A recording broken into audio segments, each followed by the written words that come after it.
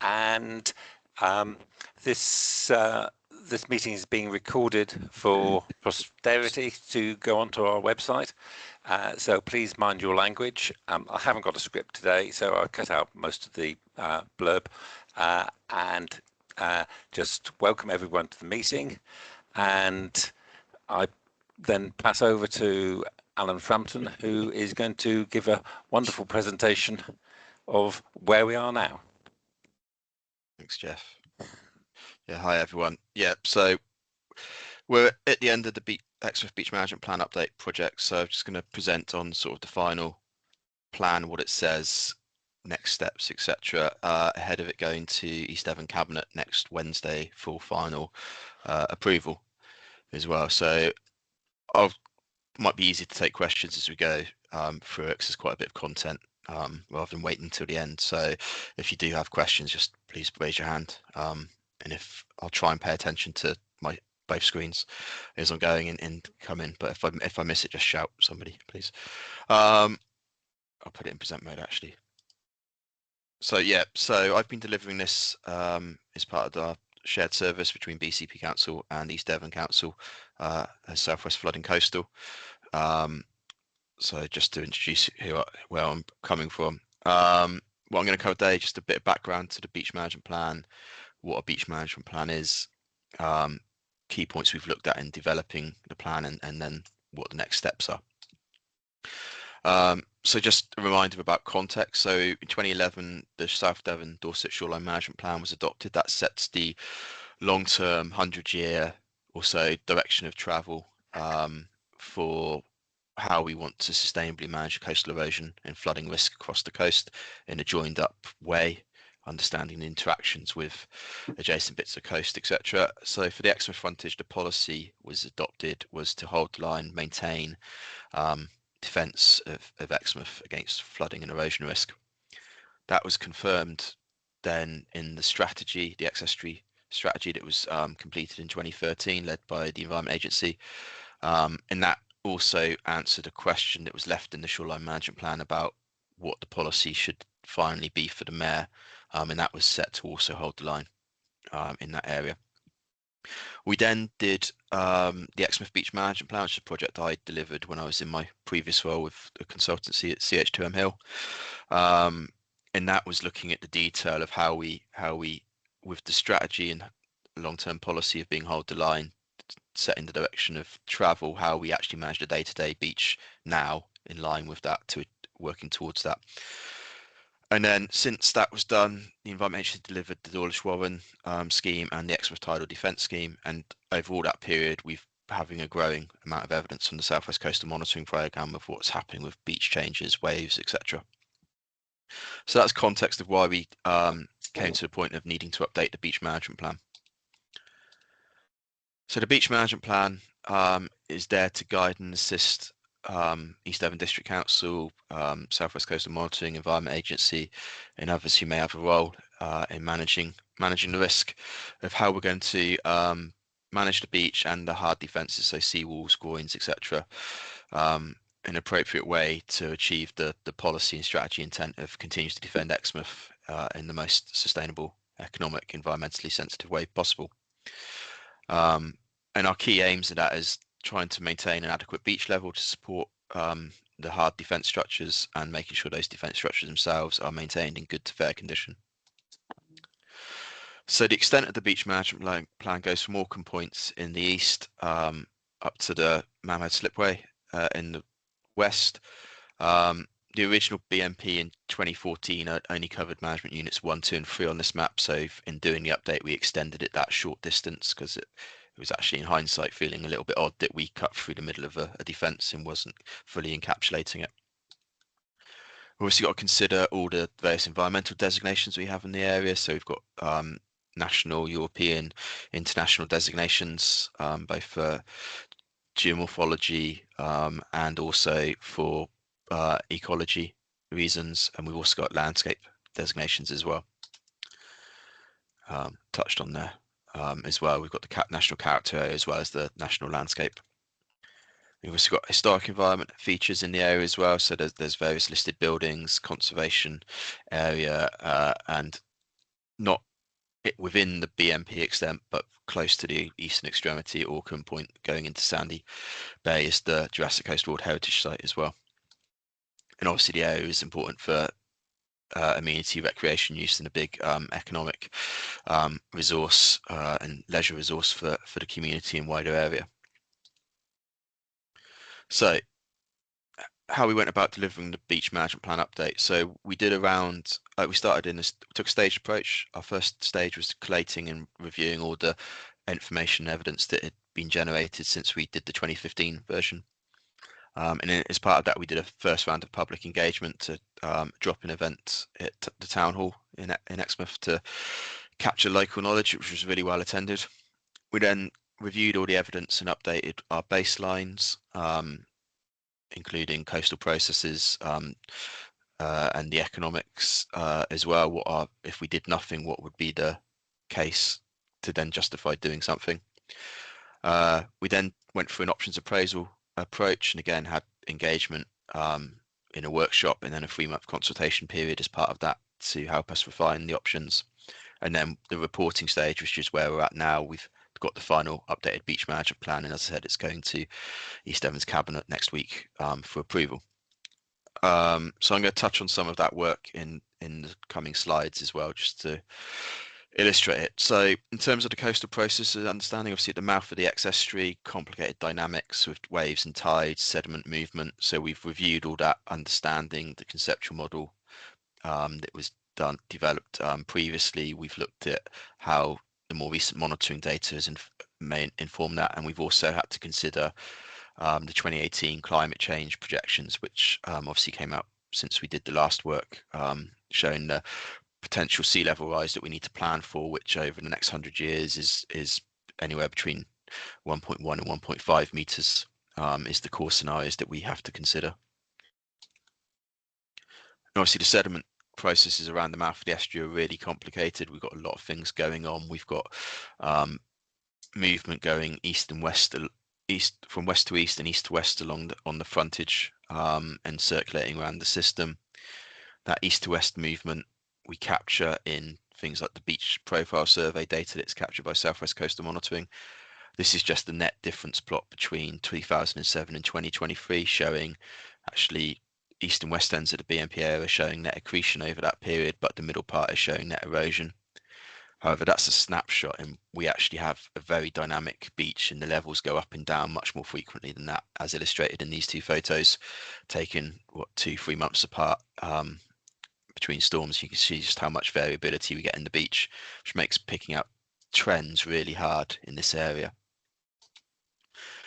And that's been a factor that's fed through into the options appraisal as well. Actually, we've got such a dynamic beach, and we can't say, we're not confident there's a clear trend in terms of what's happened on the beach, which is a big uncertainty in how you then think about managing it. So when we start to think about the options that will come on later, one of the options is around, well, how do we try and make the beach more stable and stay where we want it for longer as well. We've also reassessed the condition of the existing defences along the frontage. So we've got a wide range of walls and groins and rock structures. Most of them are assessed to be in fair to good condition already, with localised areas of poor. We've assessed how they would perform now and in the future against wave overtopping risk and also the risk of undermining if the beach is drawn down. We do have some uncertainty about exactly the depth of the toe of the wall in certain places, and that was one of the factors between the section of wall that collapsed the other year that's been subject to emergency works as well. And we've looked at the evidence of what would be at risk if we don't maintain those defences going forward. So this is just the image showing the potential erosion extent and flood extent in about 100 years' time under extreme scenario if we stop defending and allowed erosion to occur. So that's the basis for our economic assessment for this project. And as I said, we've used that assessment to assess what the costs would be. So in terms of the economics, we've done it in two parts. We've considered the economics that are eligible to bid for flood defence grant and aid from the Environment Agency, following the National Appraisal Guidance rules. So considering what's at risk over 100 years, if we just take what's eligible for grant and aid bids, we've got £20 million of present value. So that's accounting for discounting over 100 years of damages. So that's what our core economic assessment is. However, we've also undertaken an assessment of what the value of the seafront is to the wider local economy, using something called a gross value added assessment of damages to the visitor economy. So that's thinking about reductions in tourism, reductions in local economic impact streams such as beach huts and car park revenue, and recreational welfare, etc. And if you take those damages, actually, we've estimated there's around £800 million of present value damages over 100 years. So clearly a big local economic value to maintaining Exmouth seafront and protecting it for erosion, but also for the wider value it gives the area. So all that baseline evidence we've then fed into an appraisal process. So we've developed a long list, and in this case, we had a long list from the previous studies. So we started there and undertook a critical review and thought about, are those still the right options to be considering? And we worked through a multi-criteria appraisal of that long list to get down to a short list. And as part of that, we did a workshop on the draft shortlist, again in Exmouth Town Hall. Various invited stakeholders came. We talked through the options with different perspectives. So members from the community, councillors, some of you would have come along, I think. People from like Natural England, etc., came along as well. So we had multiple viewpoints discussing the options. That helped refine it down to a proposed shortlist of leading options, which was then what we consulted on for 3 months, the end of last year, start of this year. So that's just summarising those engagement points. So the drop-in session in February last year, the workshop to look at the options in July, and then the consultation from actually pretty much a year ago this week, wasn't it, until the end of January, an online questionnaire. And so there's an engagement summary report that's on our project website as well, summarising all the feedback we had from that consultation as well. And that was used to help refine the leading options. And the leading options we've got are 3. So the first one is what we call the national economic leading option. And this is the option you would select if you follow the national appraisal guidance rules for flood and coastal defence management. So what this option proposes is the most cost beneficial to the nation. It's the option that will definitely we're confident will reduce the risk of erosion and flooding long term, and it relies on encasing the existing seawall, making it higher, and also where there isn't sufficient tow depth, installing new tow piles in front of it. However, this doesn't address the variability in the beach. So, and with sea level rise, you would get coastal squeeze happening in this area, so you would lose beach area. You may lose beach at all states of tide. You would certainly lose beach at high tide. So not ideal from sort of the amenity value, people value of the beach. We've also had to do habitat regulations assessment for this work, and that has identified that of the 3 options I'm talking about, this has issues, but it has less issues than the next option I'm going to talk about in terms of the designated features that are considered in the habitat regulation include the beach and intertidal area. And so any works like this that encroach into that, you're effectively taking footprint from the designated site. But this takes less footprint than this option. So our local aspirational option reflects all the feedback. Everyone's told us how important the beach is to the area. So what we've identified is that there is an option where we could install more groins, probably with what we call T-heads, so illustrated by the diagram on the bottom left here, and those are designed about controlling the on-offshore movement as well as the longshore movement along the shoreline, helping to stabilize the beach more, is the idea. This one has a bit more uncertainty in exactly the layout and number of groins, so there would be more modelling work and investigation to do to refine the feasibility of what we'd do here. And long term, it may still be that you'd need to do something along the prom to offset residual risk of wave overtopping as well. So that might be a need at a later date, depending on how things developed with this, that you might need some sort of setback wall integrated into the promenade landscape space longer term, but we don't think you'd need to do that yet. And as I said, with the habitats regulations, if you're going to talk about building more groins, that's obviously taking up more space of the beach intertidal, which is in the designated site. Hence, it has a bigger issue for the habitat regulations assessment that we would need to overcome in the national option. So this option is eligible for grant and aid, but the grant and aid would be capped at the same as the national option. So to do this, you would need a bigger contribution locally compared to the first option. And I'll come back to that in a moment. Because under the current rules, both that national and local option actually have a big funding challenge that I'll come to in a moment.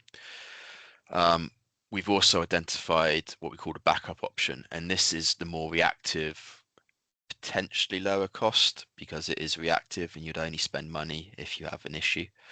But as we've seen recently with the emergency works, that can be a massive cost in its own right if we have another one of those events happen whilst we're doing this as well. So there's much more uncertainty about the level of investment and financial commitment.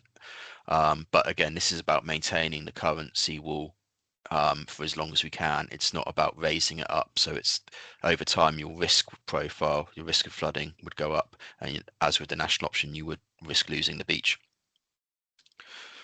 What we've done then is taken those three options that have come through as the leading options and put them into what we call an adaptive pathway.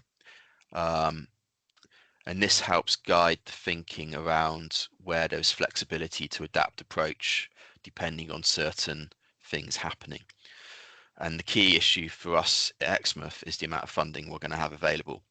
So we don't think we need to upgrade the defences for about 10 years' time. So we've got a period of time here where we're going to follow the backup option whilst we develop the technical understanding, explore overcoming the habitat regulation issues, and critically try to secure the funding we need to be able to do the national or local option. And we will reach a point in around maybe 8 to 10 years' time where we will either have that funding or not. If we have that funding, we can go up to one of the national or local options. If not, we'll have to carry on with the backup option, which comes with increasing risk that we'll have a major event which causes another emergency work situation and eventually won't necessarily protect Exmouth to the same extent that it's protected now. So that's how we've laid it out. So all three of those options, the national, local, and backup, is all in play. But we think at the moment we're following the backup option because we don't have the funding certainty.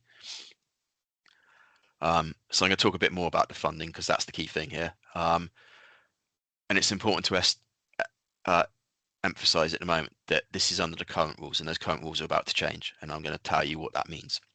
But based under the current rules and the assessment we've done, we think we are eligible for between £800,000 and £900,000 of grant and aid based on our £20 million of present value benefits.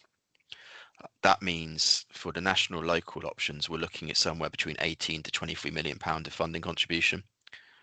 The backup option is deemed as maintenance revenue work, and that is not eligible for grant and aid at all as a local authority. So East Devon would have to find the funding as they've had to date with emergency works, and you might be able to claim some of that back later, but it's a risk for East Devon. But as I said, in October, government published new funding policy. And details are still a bit uncertain at the moment, but the headlines that they've come out with are that you will be eligible for 100% of funding for capital refurbishment. So our backup option could be viewed as capital refurbishment, potentially. We're still waiting for a definition. Also, the first £3 million of your costs will be guaranteed to be funded, and you will get 90% of the remaining balance if you're able to raise 10% contribution of that balance. So I'll illustrate that in a moment.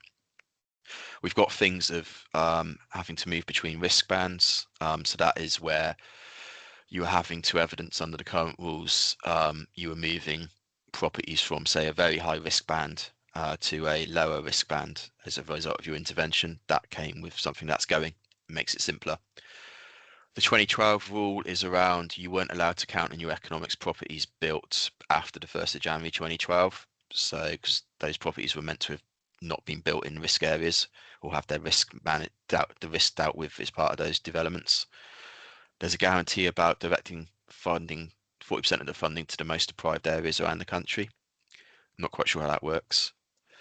Um, how the funding is then allocated in a priority basis around the country is going to be subject to various criteria, including value for money, but also alignment to strategic objectives set by DEFRA in government.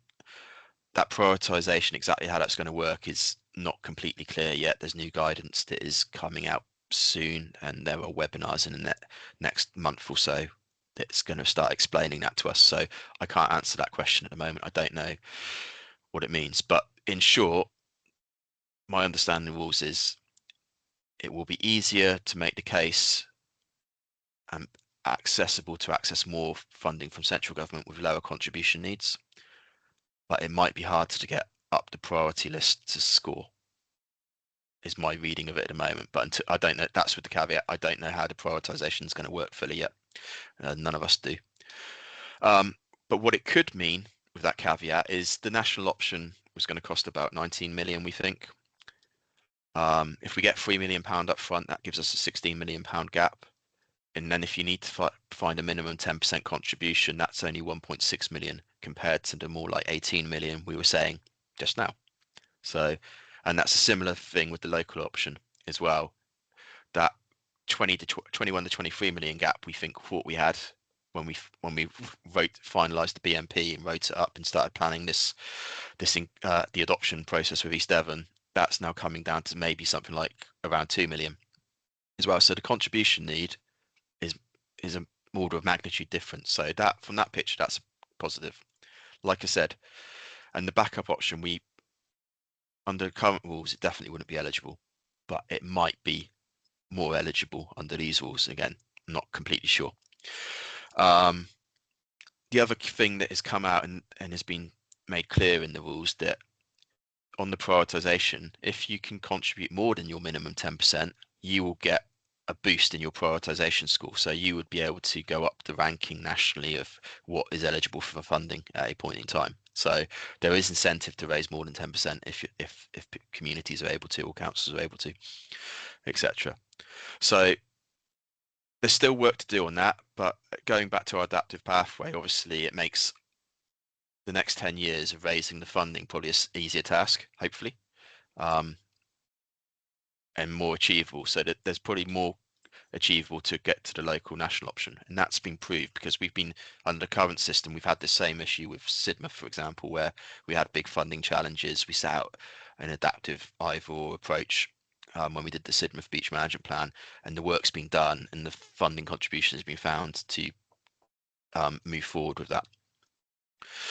So it's not easy, but like I said, we don't think we need to implement the national local option for about 10 years. And I'll come back to that on the forward plan in a moment. So just on then, so the new beach management plan is going to be on the website soon. After adoption, hopefully it will then go live on the website. It's structured as the previous version, so there's the introduction, supporting information, details of the current defence elements, and then the monitoring maintenance regime and an action plan, etc. And all the appendices, which has a lot of the technical detail in as well. I'm just going to touch on the monitoring and maintenance. So the monitoring regime is defined in section 4.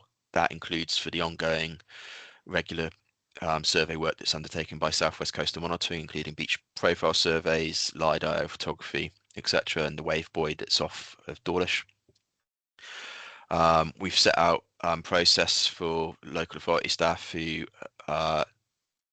what to look for in terms of beach levels, and particularly when there's a storm event, to see if there's an issue that we need to be aware of, because that informs whether you need to go and do any maintenance works. We've made a recommendation there to provide some basic training to those staff who are regularly down on the seafront, so maybe people like rangers, etc., to know what to look for and report, because again, if you've got more frequent eyes on something, you have more chance to pick something up. regular walkover and visual inspections just to check everything's okay with the assets and the beach levels. There's element of the ongoing water quality monitoring, assess the impacts of moving, placing material along the shoreline. Should we be doing that as well? That's useful evidence to capture. And if we do move sediment along the frontage, to make sure we keep clear logs of that, because that informs the analysis of the beach survey data. Yeah, and the key part of the monitoring is around the trigger levels we've defined in the beach management plan. So if one of these levels are reached, they trigger certain additional action. It might be increased monitoring, or if you get down to the crisis level, it's more likely you're going to trigger needing to do some maintenance works or an intervention. So these are the levels we've defined in the beach management plan, and they're defined as drop of beach from the seawall. Now, given how dynamic the beach is, when the action trigger level is reached, the action is actually monitor it more frequently for a period of time, because given how dynamic the beach is, it might come back next week, and it might just be a very short-term issue. The increased inspection would give you a sense of, is it a persisting issue, or is it just a short-term blip? It's most likely a short-term blip in most cases. And then in terms of the maintenance works, it includes for beach recycling of sediment along the frontage if there is a persistent issue, and only if there's sufficient material in part of the beach that can be moved without causing detriment. So it's in there as an option, but it will be situation dependent on the time that is being considered. And then we've got routine ongoing maintenance to things like the seawall, access points, etc., to identify defects that may be identified by regular inspection. And then in terms of moving forward, so the beach monitoring maintenance regime is going to guide us what we do in the immediate term.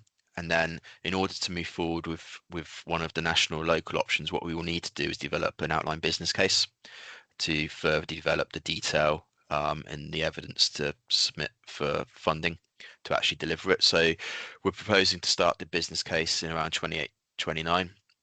And that's in part because this will need to be picked up by whatever the new authority in Devon is with local government reorganisation.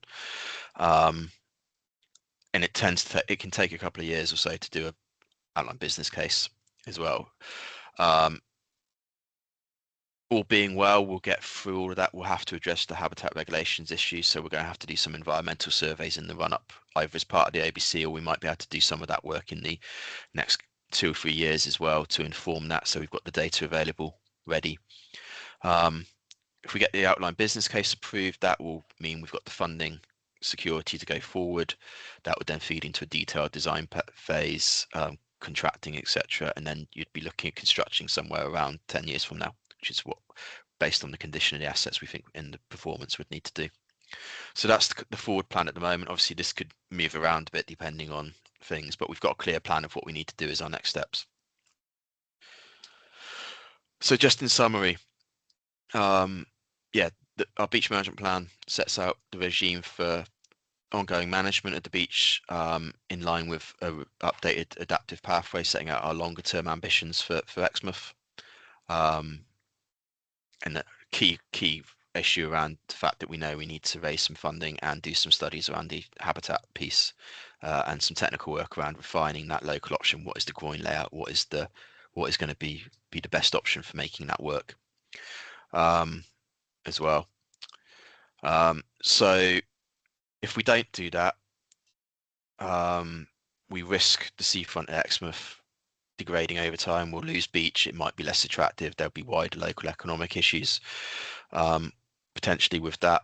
As we've demonstrated, we think there's around £800 million of present value to the local economy, local area for the area. So it's not an insignificant amount. Our adaptive pathway sets out what we want to do with way of managing the coastal defence. That can also then make it clear how that can be picked up and integrated with plans for like the placemaking agenda in Exmouth as well. That's how, I know that's more about the area landward of the seawall, but obviously at some point you might want to, there might be opportunity if you're going to do construction works in the area, there might be opportunity to address some of the coastal defence works at the same time, or think about how you integrate landscaping, etc. So that having the placemaking plan and this plan for coastal defence will be a good thing, that those opportunities could be explored further. as well. And just the final slide is just a reminder that for East Devon as well, actually, as a Coast Protection Authority, all this work is undertaken under permissive powers of the Coast Protection Act. So there is no duty on East Devon to do this, but we have to make the case for why it's good reason to do so, and we've demonstrated there's good economic reasons to do so. There are environmental challenges that we have to overcome to be able to do it, and there's some technical questions exactly whether what the groin scenario would look like and how that would work best. But there's definitely a clear case to do that here. So that's the reason for progressing forward with that. And the key thing is we'll be addressing the funding need over the immediate future. How can we get the guarantees we need around that funding? And that will obviously need to be a discussion. It says here for East Devon, but it's probably going to be really a discussion for the new authority going forward. And this stuff does take time. Like I alluded to, we've been on this journey with Sidmouth and with Seaton, and it has taken time, but we have made progress and things have happened. Seaton's obviously just completed the Seaton Hull works. Sidmouth is moving forward with the scheme design development phase now as well. So we know it can be done. It's yeah, but it just does take time. But we've got a clear plan. I think that's me. Yeah. Thank you, Alan, for that, and no questions all the way through. I was surprised. I was looking.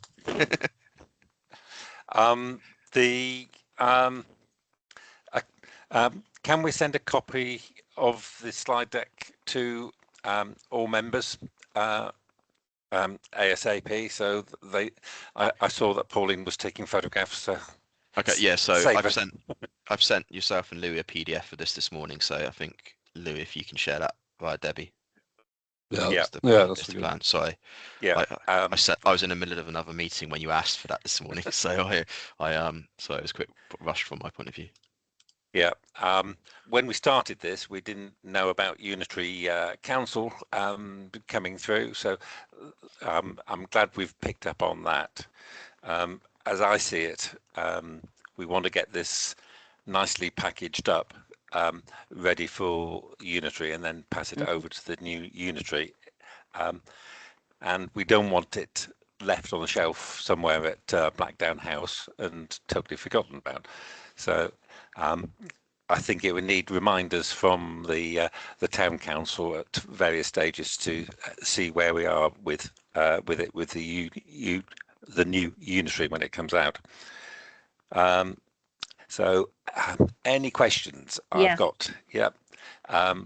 First of all, Councillor Eileen Ragg. Yeah, thanks. Alan, I'm really pleased to see the prospect of groins coming back, because, some of us, I've lived here all my life and I've seen many, many changes. Pauline's nodding, so she has as well. And we've been alarmed at times at the sound movements, and we know that over the years that the groins do help to hold the sand. At Orcombe Point, for instance, you've heard me say this before, some of you, it just used to be shingle at Orcombe Point. They put the groins in, and now you've got loads and loads of sand and beach where there never was beach, not proper beach. And at one time, the waves used to come up over the wall at Orcombe Point, and I remember them landing conger eels out there on the pavement. So groins really do work. There's a couple of you might remember Jim Shapter. He was he was in the Royal Navy's lieutenant commander. Real old character, but he knew the X. He knew it really well. And he had a report commissioned at one time, the Coombe report. I know I had to read that 3 times before it made any sense to me, but there it said the best form of sea defence is the beach, the sand. So really pleased to see that coming back, and the value to the local economy, well, it's no wonder Exeter wants to get their hands on it, isn't it? They always have done, back in the early 2000s. And they didn't have a clue about Exmouth. They didn't care about it. They didn't. All they knew was that there was a lot of money involved in things along the X. So they want to get their greedy little mitts on that. But can you tell me about the groins? What form would they take? I see that there's rock armour there. So Yeah, yes, there we is left. a worry there that sand actually scours out beneath the rocks, and so it actually defeats the objective of having groins. Yeah, so we've left it flexible going forward. It could be timber or rock. And it could be hybrid. It could be timber towards the landward end and rock at the seaward end, maybe. So all that needs to be worked through in terms of some more Yeah, detailed study and investigation, and will be fleshed out at the outline business case stage as well. So we've given wiggle room in that in terms of that's why we've got a bit of a range of costings for that as well, because there's difference in cost as well between rock yeah, yeah. and timber as well. So yeah, we could, because we've been doing this conceptually, we couldn't pin it down at this stage without spending a lot more money that we didn't have. So we'll need to do a bit more study on that and think about that for the OBC stage. I know that timber was discounted at Yeah. one time as being too expensive. It can be on a Which whole I life. question, really. I suppose it Yeah. has to be a special sort of timber. Yeah, so we have timber groins in Bournemouth, and we replace them every 25 years, and they're tropical hardwood. So you either get them from South America or West Africa tends to be the timber sources. And timber groins tend not to last as long as rock. So when you do a whole life assessment, you might have to factor in 2 or 3 rounds of replacing timber groins versus you build a rock structure once and it'll probably last the 100 years. So that's how it works in the appraisal. But we recognise the feedback from everyone saying there's quite a strong preference for timber. And we couldn't pin it down either way. Hence, we've left it open and have a range of costs for what that local option would be at the moment, based on our understanding. It could be timber, it could be rock, as well. But like I said, that's the bit we've got some uncertainty on exactly the number of groins, the layout, exactly the length and stuff. There's so many elements that play into that cost and design equation that need to be fleshed out with some more. It needs some bit more modelling and design thinking. And also then with the habitat regulations piece, actually rock would take up more space. So actually there may be an environmental driver to go down the timber route because it will take up less space and minimise the impact on the designated site. So that could be an influencing factor as well. We just need to it all needs more work from that point of view, but we've got a direction of travel. We think that would be a feasible scheme to move forward with. And there is a world actually where there might be a hybrid between the national and local. Actually, we might not. It might turn out that groins going all the way around towards the Mare section west of the slipway may not be feasible, fully feasible. So we need to think about that, and maybe at that section you're doing more of the national option of encasing the seawall, and maybe towards Queen's Drive west of the lifeboat station the groins are feasible, and it might be that that's where the scheme ends up with more detailed design thinking. But there is flexibility in what we've set out for all of that. Yeah, and can I ask another thing? What you do to one bit of the coast will have a knock-on effect on another part of the coast, and we've seen that with what's happened at Dawlish Warren. Does the group still exist, which covered, I think it was Portland to Ramehead, and it was mainly it was all officers, but I found myself at this meeting one day, and I went ever Yeah. after. So that'll be the shoreline management plan group you're talking about. That's it. That's Yeah. the one. So South Devon and Dorset Coastal Advisory Group, That's which still exists because I'm the lead officer for it.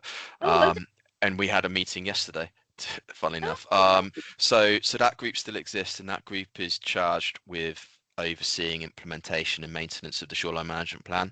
Yeah. So that still exists as well. And we do coordinate in terms of the links to other adjacent sections of coast. That's what the SMP thinking was all about. The ex-estuary strategy evolved that further, and we've carried that forward to this. So we think we've considered the impacts of the various options on the system as well and how they interact as far as we can. Yeah. Again, you would have to do that in more detail, probably with some of the concerns around the groin option in particular is what it would do for the sediment transport processes in the area, and the sediment transport processes in the area underpin some of the environmental designations. So we would have to model the impacts of that anyway as part of going forward with an environmental impact assessment for a scheme. But we've appraised it as far as we can at the level we're working at the moment. I think it's feasible and would have limited impact. Right. Thank you. That's helpful. Thank you, Alan, for answering that one. Next hand up is Councillor Graham Deasy. 3 times in 1 week. Yeah, let's start talking about us, Jeff. Thank you very much. Lovely presentation. It's a lot of clarity to that, and I appreciate that, Alan. Thank you very much. Just a sort of similar question to the one Arlene's just asked, actually, because we hear about the potential erosion of Dawlish Spit, and obviously the threat of Orcombe Point as a sandstone cliff, and the potential that over the next 100 years or so, that might, fall back and collapse a bit. And I wonder whether your modelling has taken that into account long term, and the effect on, if you like, the power of the tidal flow, and and the effect, if you like, of the sand movements. So I don't know whether you can answer any of that for me, Alan. So we've not done any modelling directly this. So in terms of erosion of Orcombe Point, we've got the National Erosion Risk Map, which shows it erodes back a little bit.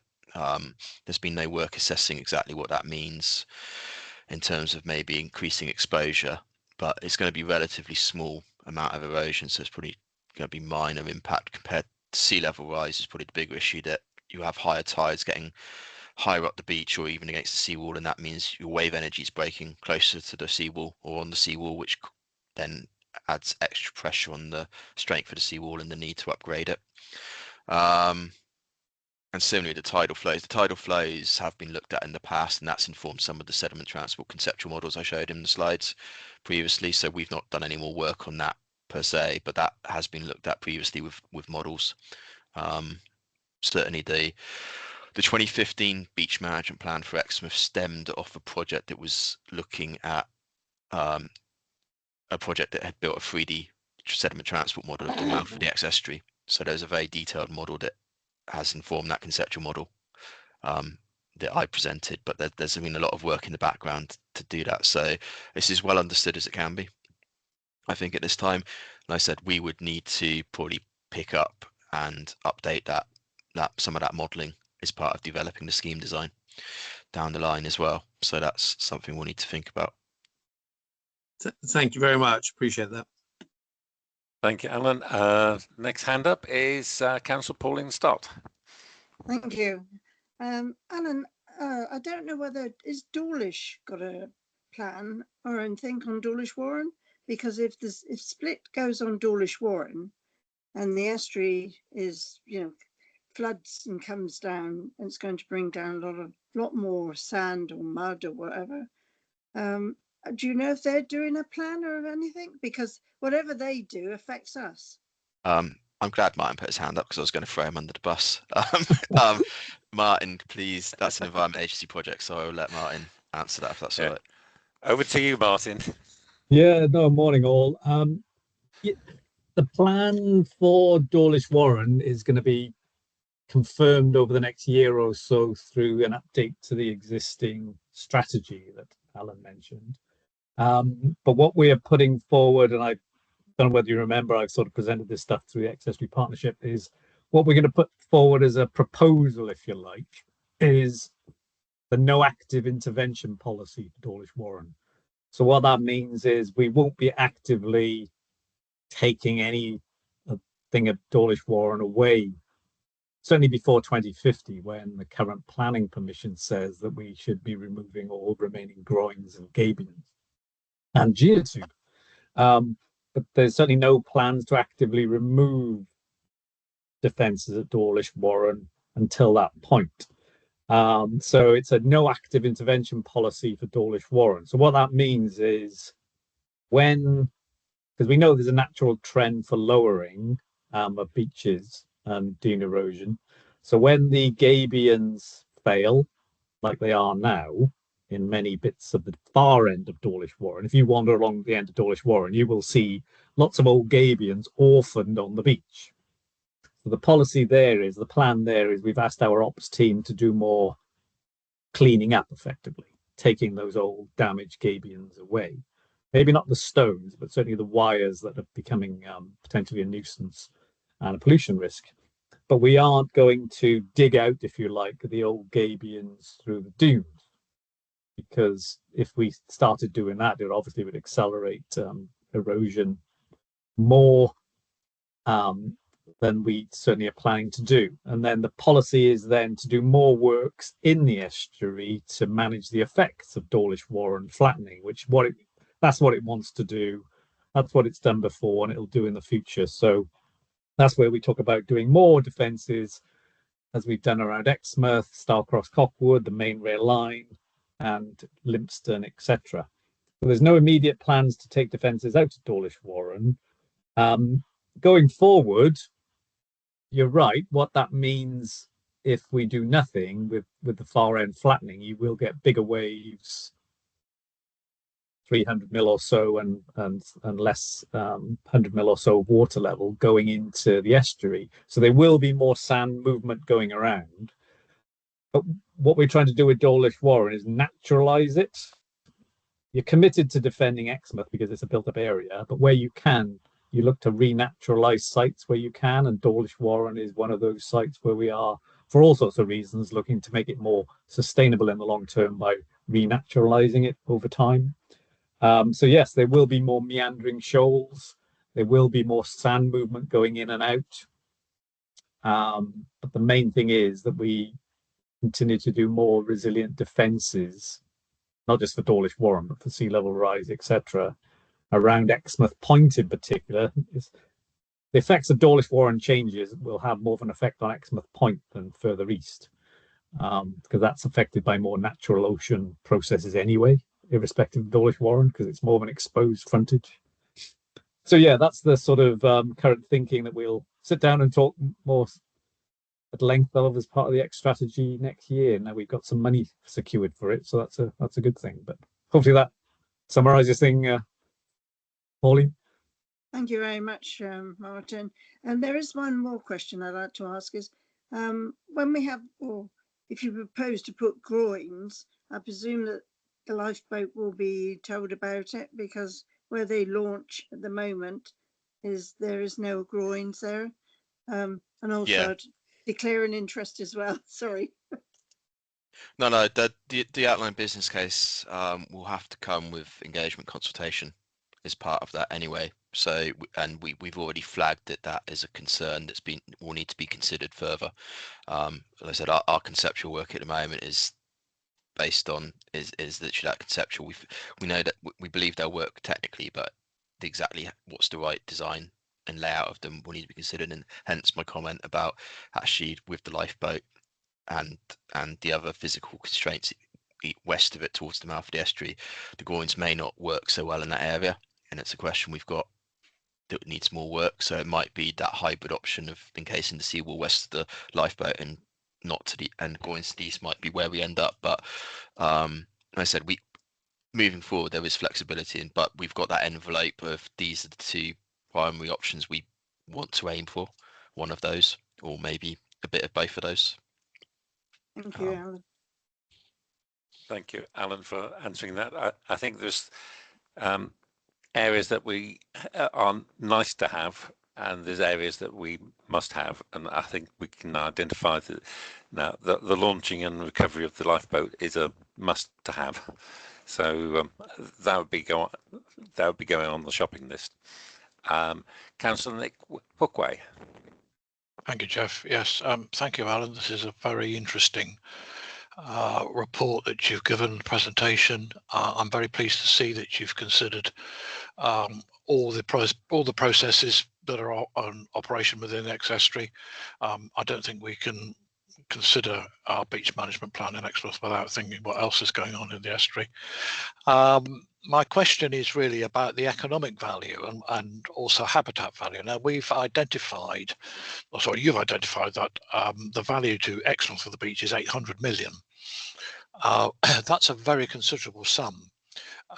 We've also had issues, and we talked about sediment transport and impact upon habitat. That is going to be very of great interest to residents. Residents here are very much interested in habitat. We've seen some damage to habitat by sediment movement. We've lost a lot of oyster beds. Somebody, the farm that used to farm oysters, has had a difficult time recently. And we've also mentioned about Dawlish Warren. Now, have we actually had a discussion with Teignbridge District Council about what impact our beach management plan may have on them? Because if we capture the sand that perhaps might be on Dawlish Warren, and they also have, and Teignbridge, an economic value of several £100 million for what the beach provides. Have we had a discussion with them about what the impact of these beach management plans might have on them as well as us? And do we need to consider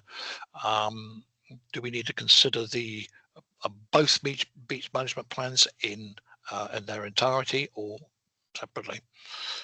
You know, there's a degree of selfishness here. You know, obviously we want Exmouth to thrive, and the beach is absolutely critical to that. But Teignbridge can argue the same thing. So how are we going to deal with that little problem? Thank you. Yeah, in part that's partly what we need to.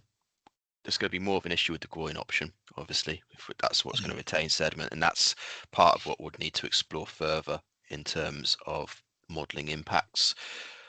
It has been considered to an extent with the strategy work, because the strategy is taking that estuary-wide view of the interactions. I'm not sure about the strength of the connection between Exmouth and the Dawlish Warren side. It all kind of, because you've got the navigation channel in the way. So yeah, the conceptual model doesn't show strong linkages between the Exmouth side and the Dawlish side. It's more about moving into the mouth of the estuary and around. I know, Martin, you've got insight on that a bit more. Yeah, I'd agree with that. Based on the processes, diagrams available through sort of BMP and strategies, yeah, there's not that obvious direct link between Exmouth Beach and Dawlish Warren Beach. It's more of an indirect sediment movement. Sand goes along Dawlish Warren and goes into estuary along the tidal channels, and then sort of can settle in on the flood delta, which is sort of the banks, the Bull Hill Banks area, and then as the tide goes out, it settles more on Pole Sands, and then on the Exmouth side, it moves along the frontage, as Alan says, and again goes in and out of the tidal channels. So there's less of a direct link between them. It's more of an indirect link through the channels and the onshore, offshore sandbars, I would say. I think that's what the strategy concluded with those concept drawings of sediment movements and volumes. But yes, it is all considered as part of the strategy area. So when we do the strategy, all the options from the BMP and Dawlish Warren and elsewhere will all be looked at as a whole. Thank you. Have we got any more questions? We don't seem to have got any more questions, but thank you very much, Alan, for the presentation.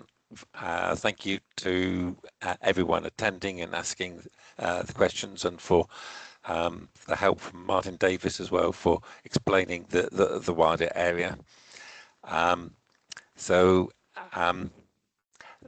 That's the end of the meeting. I'd like to thank you for all attending, and I wish you all a happy Christmas.